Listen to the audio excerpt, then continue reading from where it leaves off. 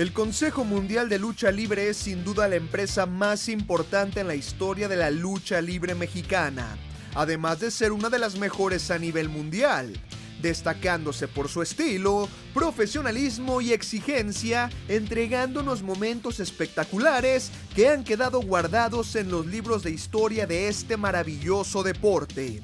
Sin embargo, para finales de los 90 e inicios de los 2000, la lucha libre estaba evolucionando a tal grado de que las historias tomaban mucha importancia dentro del producto que las empresas presentaban, tomando como ejemplo principal a la en ese entonces WWF, la cual se encontraba en su punto más alto gracias a este tipo de situaciones, razón por la cual el Consejo Mundial de Lucha Libre no se quedaría atrás utilizando también esta fórmula, regalándonos segmentos que en lo personal puedo recordar con mucho cariño, por lo llamativos y bien estructurados que eran, teniendo como protagonistas a las grandes estrellas de aquella época. Es por eso que en esta ocasión seguiremos recordando los momentos más bizarros que han ocurrido en el Consejo Mundial de Lucha Libre.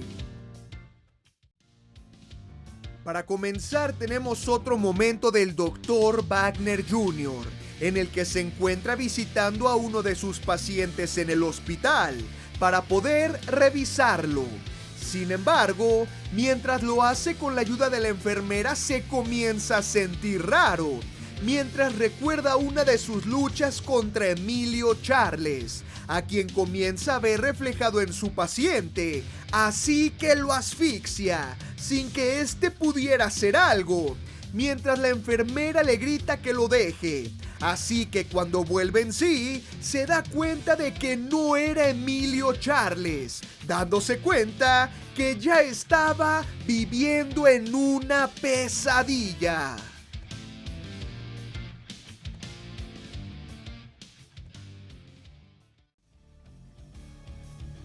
Para comenzar tenemos el casting que buscaba al tercer integrante de la Universidad de los Guapos versión 2002. Agrupación que, como saben, tenía el 1000% Guapo Shocker como fundador. Así que aquí podíamos verlo junto a Máscara Mágica y ambos se encontraban sentados en un escritorio. Así que en primer lugar veíamos a Sexy Machine, quien llegaba con todo el porte que necesitaba un integrante de los Guapos, mencionando que había luchado en Estados Unidos, Canadá, Puerto Rico, Panamá y todo el norte del país, además de decir que venía a conquistar México.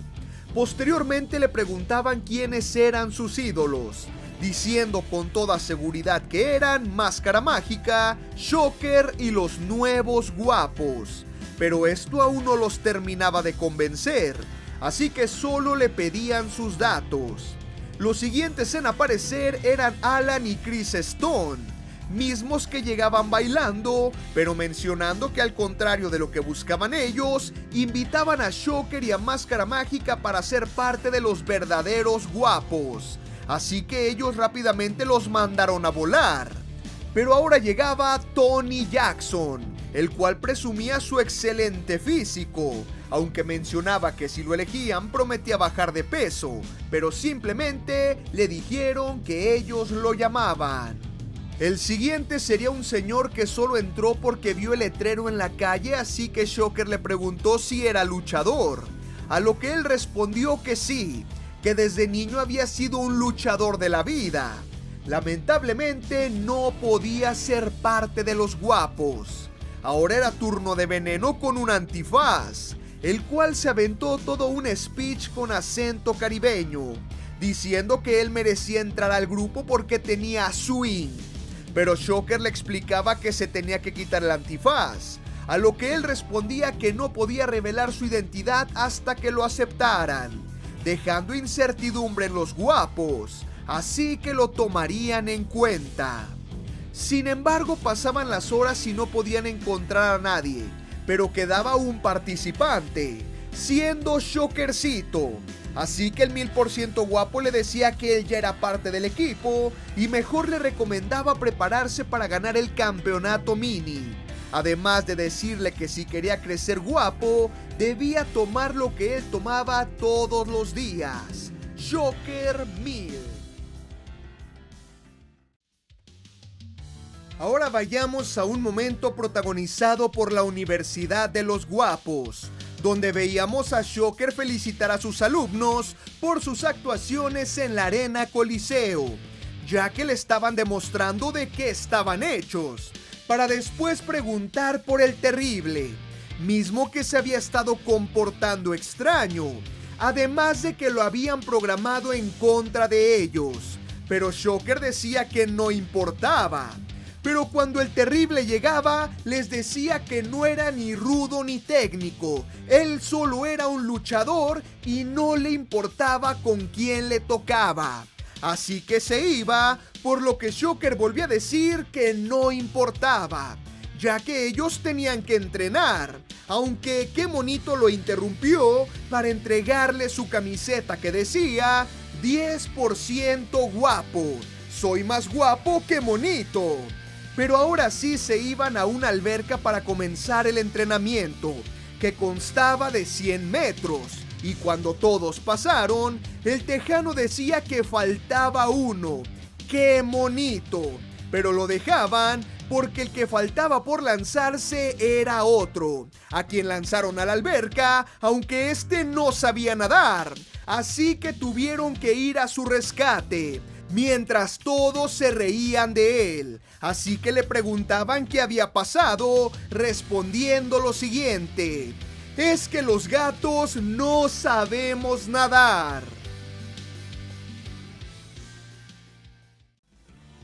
Ahora pasamos a un momento bastante inesperado, pues veíamos al galán de telenovela Mascaraño 2000 esperar a Shocker, ya que lo iba a llevar a donde entrenaban los número 1 y los más guapos, llegando a una estética, donde ya se encontraba Scorpio Jr. recibiendo su retoque de tinte. Así que al llegar, Mascaraño 2000 rápidamente ponía su atención en una de las estilistas, la cual sin perder el tiempo comenzó a coquetear con él de una forma no apta para todo público, por lo que podíamos ver al integrante de los Dinamita muy nervioso. Pero esta solo era una estrategia de Shocker para unirlo al equipo. Sin embargo, el macho de Lagos le decía de una forma muy seria que tenía que pensarlo.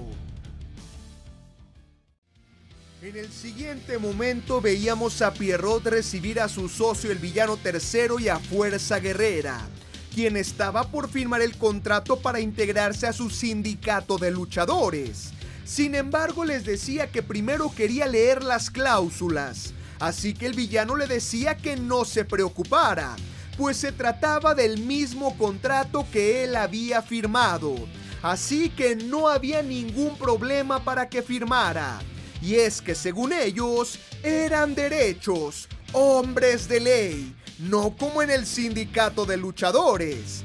Así que Fuerza Guerrera firmaba, momento en el que alguien tocaba la puerta, siendo Apolo Dantes junto al gran Marcus Jr., a quien recibían de buena manera, aunque él molesto les decía que no quería saber nada de su contrato y que venía a probar la farsa que estaba haciendo, a lo que Pierrot respondía que no iba a permitir que vinieran a su oficina para asustar a la gente, porque él estaba haciendo las cosas como debían ser, como solo los boricuas lo saben hacer. Pero Apolo traía pruebas que indicaban lo contrario, así que le entregaba a Pierrot un VHS para que lo pusiera, y así todos se dieran cuenta en lo que se estaban metiendo. Pero nunca vimos de qué se trataba, ya que Fuerza Guerrera comenzó a decir que el otro sindicato no valía la pena, dándole toda la confianza al comandante Pierrot, mismo que se quedó hablándole a la nada cuando Apolo se fue indignado y molesto. En el siguiente momento podíamos ver a Emilio Charles muy tranquilo leyendo en un parque, hasta que llegaba Bestia Salvaje y Scorpio Jr. para saludarlo e invitarlo a un lugar muy especial. Así es, amigos, a donde se preparan los guapos, aceptando sin pensarlo, llegando a una estética o salón de belleza, ya que ese día cambiarían el look de Emilio Charles, por lo que pidieron un catálogo para ver opciones, comenzando a opinar cuál le podría quedar mejor, hasta que la chica que se encontraba atendiéndolos elegía uno, ya que iba más con su personalidad. Fue de esta manera como comenzó el proceso para su cambio de look, mismo que se trataba de un nuevo tinte en el cabello, siendo el más oxigenado que pudieron escoger, aunque Emilio Charles se podía ver algo incómodo, ya que además de que era muy tardado, claramente estaba mejor antes de llegar a la estética. Aún así sus compañeros le decían: ahora sí, estás quedando guapo. Ahora veríamos al Negro Casas llegar muy tranquilamente en su auto a un estacionamiento acompañado de su novia Dalis, aunque sin esperarlo Scorpio Jr. de lejos los estaba observando. Así que el Negro Casas bajaba para ir a hacer sus cosas, dejando sola a Dalis, la cual se ponía a leer una revista hasta que llegaba Scorpio Jr. para decirle que él era más hombre y mejor luchador. Así que Dalis entraba de nuevo al auto para comenzar a pitar, llegando rápidamente el mayor de los Casas para tomar una silla y golpear a Scorpio tanto en la espalda como en la frente, pues este seguía hostigando a Dalis, a lo que el negro le decía que con su familia no se metiera y que las cosas se arreglaban en el ring, quedando Scorpio Jr. lastimado y muy molesto.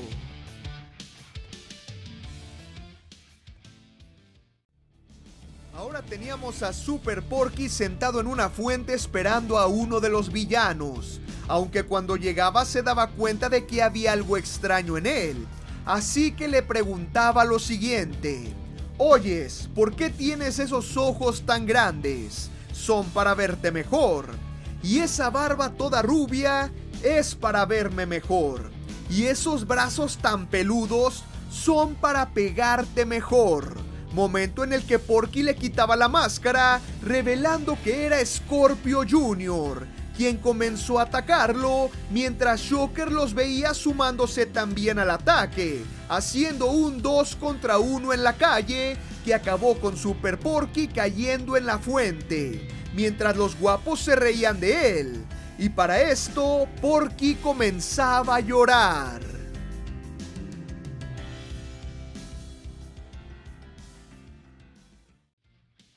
Y ya para cerrar, tenemos un momento icónico en la historia de la lucha libre mexicana. Así es, les estoy hablando sobre el polémico final de Padrísimo.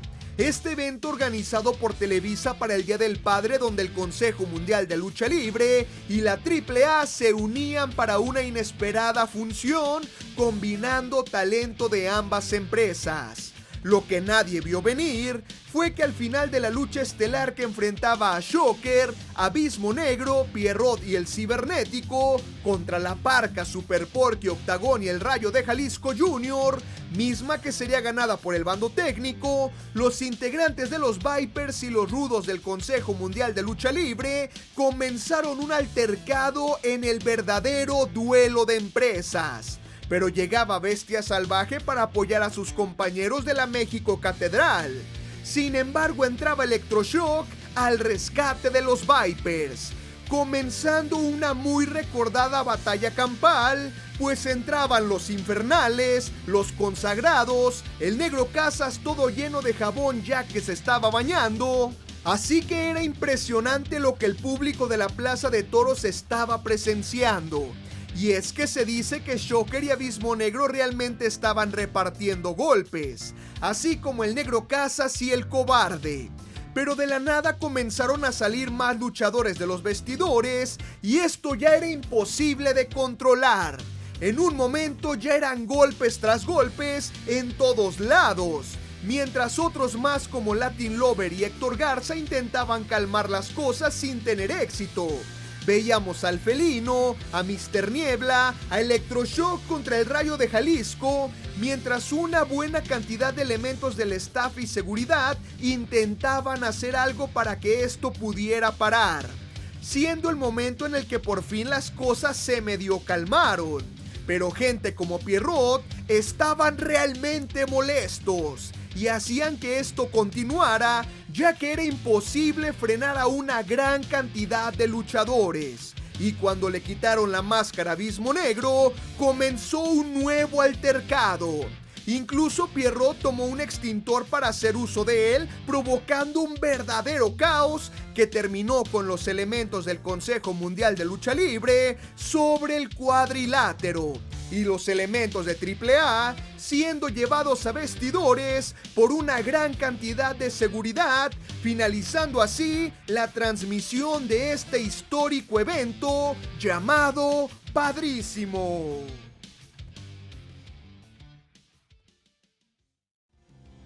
Y ya para cerrar este super especial de los guapos, vayamos a un momento muy interesante, ya que en primera instancia veíamos platicar a Scorpio Jr. y Bestia Salvaje, hasta que veían llegar a Shocker, con quien tenían algunos problemas, así que fueron a aclararlos.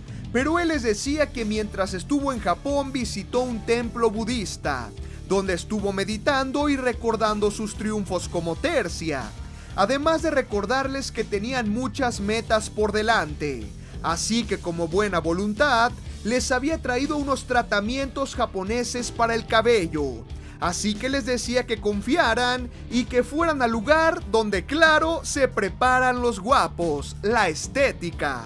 Y aunque Bestia Salvaje ya no confiaba en él, al final lo pudo convencer, pidiendo una última oportunidad, además de que su cabello quedaría espectacular. Así que cuando por fin llegaron al lugar, Bestia y Scorpio preguntaban por Emilio Charles, pero Shocker solo decía que de él luego se encargaba, entrando a la estética, por lo que ahora era momento de ponerse cómodos, para que les aplicaran el famoso tratamiento especial traído desde Japón. Aunque Shocker recibía una llamada, por lo que se tenía que ir con la promesa de volver, no sin antes decirle al encargado del lugar que los tratara como habían quedado, entregándole un billete. Así que el proceso comenzó y ambos estaban felices, pero cuando se reveló el resultado, se daban cuenta que les habían pintado el pelo de color negro, algo que los impactó, pues ya no eran guapos. Así que Bestia Salvaje entre lágrimas le reclamaba a Scorpio por haber confiado en el 1000% guapo.